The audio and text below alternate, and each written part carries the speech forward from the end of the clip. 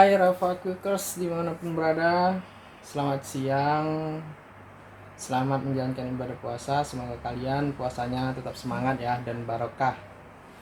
Oke, pada kesempatan ini aku mau sharing tentang referasi komputer. Di sini ada satu buah CPU. Jadi CPU ini rusak. Penyakitnya adalah power supply-nya rusak. Nah, ini CPU merek Lenovo ThinkCare versi M720S. Nah, CPU ini bukan CPU rakitan. CPU ini CPU pabrik. Jadi, perangkat-perangkat yang ada di dalam ini semuanya produksi dari Lenovo sendiri. Yang mana Lenovo itu sebagai vendor dari produk ini ya, atau yang memproduksi produk ini. Jadi perangkat-perangkatnya itu sangat susah dicari. Kalaupun ada, itu harganya mahal sekali. Jadi yang menjadi problem adalah ini rusaknya power supply. Tapi power supply di kotak kisaran ini untuk merek Lenovo ini nggak ada dijual guys. Jadi kalaupun ada dijual itu harganya mahal dan itu harus free order dulu ya. Jadi pesan online dan harganya itu mahal kali. Paling murah itu sekitar 1 juta, sekian gitu, dan sampai harga 2 jutaan. Nah, karena di sini gak ada jual dan harganya mahal, berinisiatiflah aku untuk merakit power supply-nya. Jadi power supply yang ada di CPU ini akan kita ganti dengan power supply rakitan sendiri, yang mana tentunya biayanya jauh lebih irit ya. Nah, jadi gimana ya prosesnya, itu aja. Jadi sebelum kita bongkar ini, kita cek dulu. Ini perangkat ini baru datang ya. Semalam saya ambil dari kantor. Jadi kita cek dulu gimana sih, apakah benar-benar memang power supply-nya atau ada yang lain kerusakannya. Jadi ini monitor udah dicolok ya ke listrik. Ini colokan untuk CPU-nya, kita colok sekarang. Oke, kita hidupkan monitornya.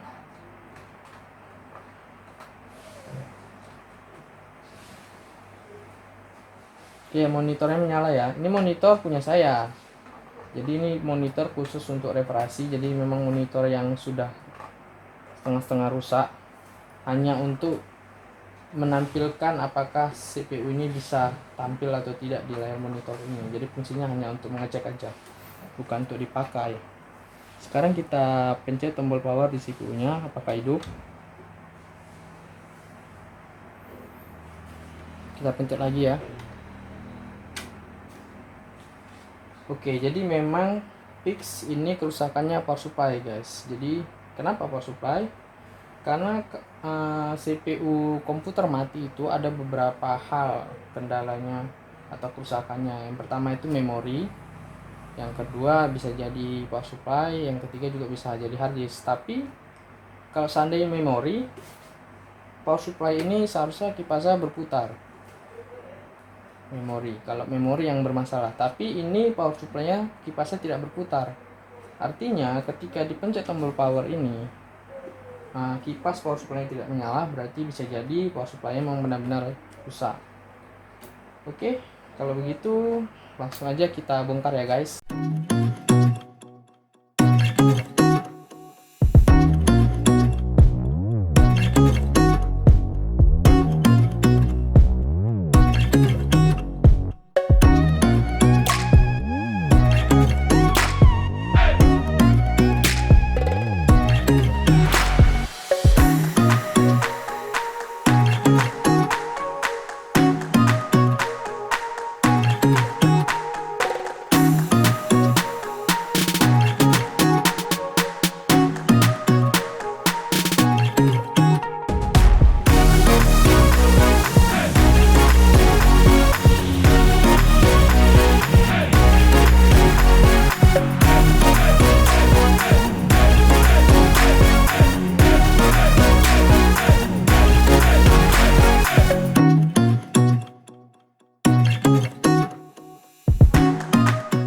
Nah, ini ini dia guys yang namanya power supply. Jadi power supply ini fungsinya adalah sebagai catu daya atau sumber energi dari perangkat CPU itu sendiri. Jadi semua perangkat yang ada dalam CPU itu datangnya dan hidupnya itu dari sini.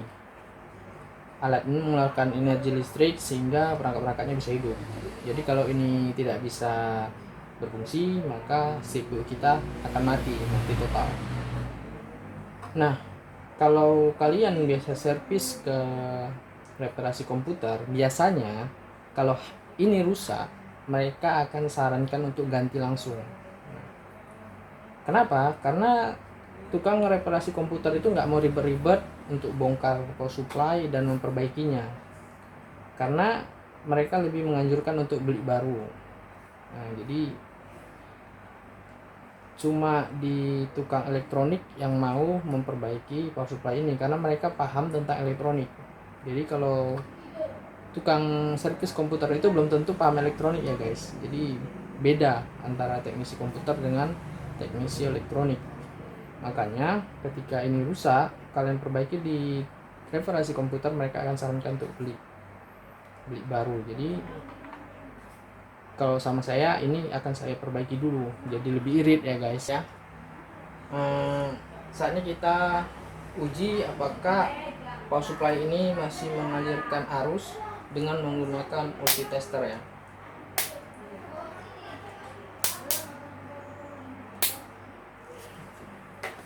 Kita pakai ini, kita uji ya.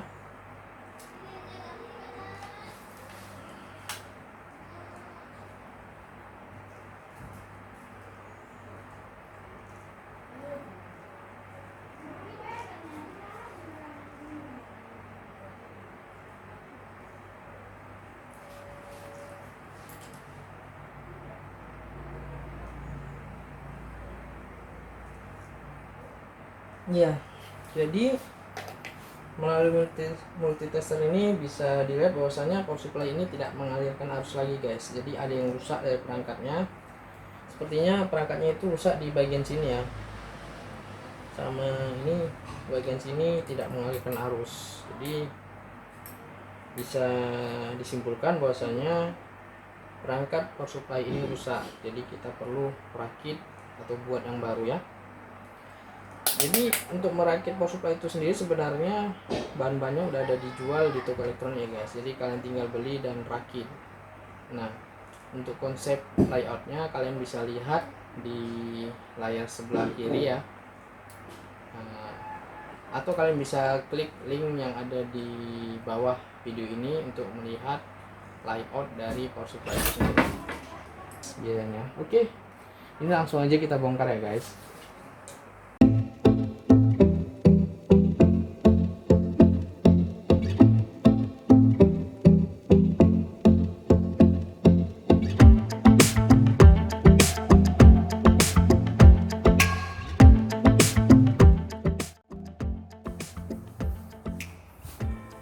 Ya, ini adalah power supply yang sudah saya rakit. Semua komponen sudah saya satukan menggunakan solder. Saya skip videonya karena proses perakitan memakan waktu yang lama ya. Jadi ini PCB-nya ada dijual dan semua komponennya ada dijual ya guys. Dan sebagian sudah saya gabungkan dengan komponen-komponen yang bekas ya. Seperti ini portnya. Portnya ini awalnya portnya ini penuh semua ya. Ini jadi ada bekas potongan. Jadi ini sebenarnya port untuk power supply yang 24 pin, tapi saya potong menjadi 10 pin karena 10 pin aja yang akan dipakai. Ini 10 pin yang ini bagian sini sampai dengan sini. Yang ini nggak dipakai. Jadi ini saya potong biar supaya ada rongga, supaya soketnya bisa masuk ke port ini. Jadi power supply ini menggunakan 10 pin ya. Jadi ini saya modifikasi 24 pin menjadi 10 pin. Jadi yang akan dipakai adalah bagian yang sini aja. Kemudian ini saya saksi ban supaya rapi, supaya tidak semrawut ya, supaya rapi. Oke, jadi tinggal kita pasang aja ke motherboardnya dan kita coba apakah berjalan dengan baik. Oke, kita letak. Nah, ini power supply yang tadi ya, yang bawaannya yang sudah rusak, kita singkirkan dulu. Ini juga kita singkirkan. Nah, ini nanti kita pakai untuk soket ke colokan listriknya, jadi kita akan pakai juga ini. Kemudian CPU nya ini kotor banget ya guys, bisa kalian lihat ini banyak debunya. Jadi proses selanjutnya adalah pembersihan CPU ini karena banyak debu, jadi harus kita bersihkan. Karena proses pembersihannya cukup lama, maka saya akan skip videonya. Oke, ini jadi sudah dibersihkan ya guys. Jadi debu-debu itu juga bisa merusak ya perangkat, merusak jalur PCB. Jadi kalau servis ya ada baiknya memang dibersihkan seluruh bagiannya dari debu-debu. Oke.